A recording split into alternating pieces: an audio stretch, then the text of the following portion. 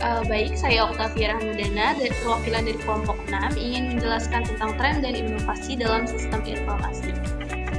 Oke, tren dan inovasi dalam sistem informasi, perkembangan teknologi informasi yang pesat telah memunculkan tren dan inovasi baru dalam sistem informasi yang mengubah cara organisasi berperan dan beroperasi dan bersaing secara global. Inovasi ini memungkinkan perusahaan untuk meningkatkan efisiensi, mempercepat pengambilan keputusan, lalu ada memberikan pengalaman pelanggan yang lebih baik. Lalu ada tren utama dalam sistem informasi, yaitu data besar dan analisis. Ya, big data mengacu pada kumpulan data yang besar dan kompleks yang tidak mungkin diproses menggunakan metode tradisional. Analisis data ini membantu menganalisis pada pembelian pelanggan dan memberikan rekomendasi produk.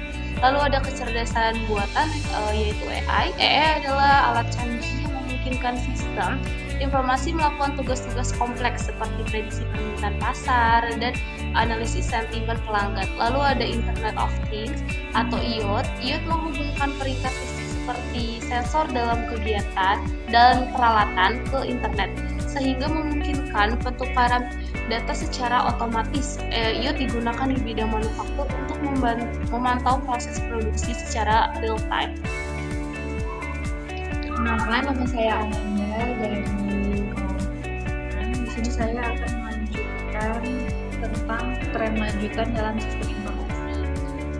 Tren lanjutan dalam sistem informasi ada tiga. Yang pertama ada komputasi awan. Komputasi awan ini memungkinkan perusahaan untuk menyimpan dan mengakses data dan aplikasi melalui internet, meningkatkan stabilitas dan skalabilitas dalam manajemen sumber daya TI. Teknologi ini juga memfasilitasi kolaborasi waktu nyata, mendorong inovasi dan produktivitas dalam meningkatkan tim bekerja di lokasi manapun. Kemudian ada blockchain. Blockchain adalah teknologi buku besar redistribusi yang memberikan transparansi dan keamanan dalam transaksi digital yang digunakan dalam berbagai aspek seperti mata uang kripto dan manajemen rantai pasokan. Kemampuan untuk membuat catatan yang tidak dapat diubah, memastikan integritas dan kepercayaan Anda. Kemudian ada augmented reality (AR) dan virtual reality atau VR. Nah, AR dan VR adalah teknologi imersif yang dapat digunakan di berbagai industri termasuk pemasaran, pendidikan, dan retail. AR memungkinkan pelanggan untuk mencoba produk dalam lingkungan virtual, sementara VR memberikan ulasan data yang berharga bagi bisnis untuk menyesuaikan penawaran mereka.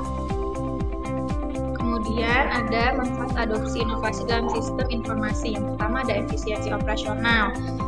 Komputasi awan dan AI meningkatkan efisiensi operasional dengan mengotomatisasi proses bisnis, mengurangi beban kerja manual, dan memungkinkan alokasi sumber daya yang lebih baik, mendorong inovasi dan peningkatan berkelanjutan di tempat kerja.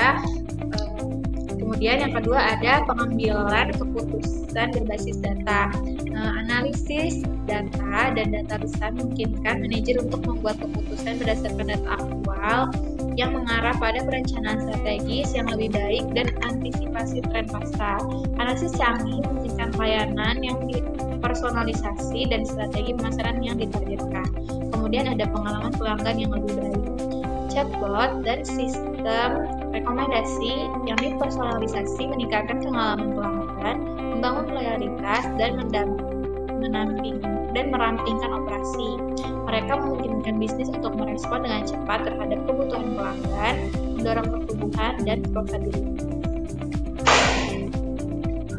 Saya Sari Margareta akan menjelaskan tentang tantangan dalam menerapkan tren dan inovasi. Yang pertama ada biaya implementasi, yang kedua ada resistensi terhadap perubahan, yang ketiga ada keamanan dan privasi, yang keempat ada kompleksitas, integrasi, yang kelima ada kekurangan keterampilan teknologi. Selanjutnya saya akan menjelaskan dampak tren dan inovasi pada organisasi.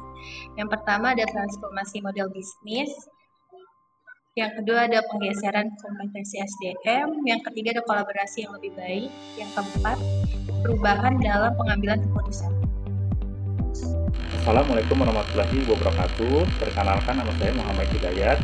Kali ini saya ingin melanjutkan presentasi selanjutnya yaitu tentang strategi sukses untuk mengadopsi tren dan inovasi. Yang pertama yaitu penilaian kebutuhan bisnis. Perusahaan harus menilai kebutuhan bisnis mereka untuk memastikan teknologi yang mereka adopsi relevan dan sesuai dengan operasi mereka. Lalu pelatihan dan pengembangan SDM. Pelatihan dan pengembangan sumber daya manusia sangat penting bagi karyawan agar dapat menggunakan teknologi baru secara efektif dan beradaptasi dengan perubahan. Lalu yang ketiga, manajemen perubahan. Manajemen perubahan sangat penting untuk kelancaran adopsi teknologi, melibatkan strategi komunikasi yang efektif, keterlibatan pemangku kepentingan, dan mekanisme umpan balik untuk mengatasi resistensi. Lalu, manajemen risiko. Perusahaan harus mengelola risiko yang terkait dengan teknologi baru, terutama dalam hal keamanan dengan privasi, dengan membuat lingkaran umpan balik dan menilai dampak terhadap selanjutnya. Saya ingin menjelaskan pemantauan dan evaluasi teknologi baru. Di sini pengumpulan data kinerja. Mengumpulkan data tentang kinerja teknologi baru, termasuk metrik efisiensi, produktivitas, dan kepuasan pengguna. Proses ini membantu mengidentifikasi area yang berhasil dan yang membutuhkan perbaikan. Lalu yang kedua, analisis dan interpretasi. Menganalisis data yang dikumpulkan untuk mengidentifikasi tren, pola dan wawasan, interpretasi yang tepat membantu dalam pemahaman dampak teknologi terhadap operasi, bisnis, dan pencapaian tujuan strategis. Lalu penyesuaian dan peningkatan. Berdasarkan hasil analisis, melakukan penyesuaian yang diperlukan pada implementasi teknologi ini mungkin termasuk perubahan dalam konfigurasi proses atau pelatihan tambahan untuk pengguna. Lalu yang keempat, pelaporan dan komunikasi. Mengkomunikasi hasil evaluasi kepada pemangku kepentingan yang relevan termasuk manajemen senior, pengguna, dan tim IT. Transparansi dalam pelaporan membantu membangun dukungan dan inisiatif teknologi. Halo teman-teman, perkenalkan nama saya Makhluk Yemi. Saya dari kelompok 6. Di sini saya akan menjelaskan studi kasus mengenai komputasi awan di perusahaan manufaktur. Implementasi komputasi awan di sebuah perusahaan manufaktur besar biasanya menggunakan komputasi awan untuk meningkatkan fleksibilitas dan efisiensi operasional. Teknologi ini memungkinkan perusahaan untuk menyimpan dan mengakses data dari berbagai lokasi secara real time tanpa bergantung pada server lokal. Manfaat utama dari komputasi awan dipandang sebagai kemajuan utama karena memungkinkan akses data secara real time, meningkatkan kolaborasi antar departemen, dan mengurangi biaya infrastruktur TI. Perusahaan manufaktur mendapatkan manfaat dari skalabilitas yang fleksibel dan kemampuan untuk mengintegrasikan dengan teknologi LOTE untuk pemantauan produksi. Hasil yang dicapai dari implementasi komputasi awan telah menghasilkan peningkatan efisiensi operasional sebesar 30%, pengurangan waktu henti produksi, dan peningkatan kemampuan untuk merespon perubahan permintaan pasar dengan cepat. Perusahaan juga melapor kolaborasi yang lebih baik antar tim di berbagai lokasi. Kesimpulannya, perkembangan teknologi informasi yang sangat cepat seperti big data, AI, IoT, cloud computing atau blockchain, IR dan VR telah mengubah cara kerja organisasi. Teknologi ini membantu meningkatkan efisiensi, mempercepat pengambilan keputusan, dan membuat layanan ke pelanggan jadi lebih baik. Namun penerapannya juga menimbulkan tantangan seperti biaya yang mahal, penolakan dari karyawan, masalah keamanan, lalu sulitnya menggabungkan sistem dan kurangnya keahlian teknologi. Agar sukses, organisasi perlu menilai kebutuhan bisnis dengan tepat, melatih SDM, mengelola perubahan dengan baik, serta mengurangi resiko teknologi.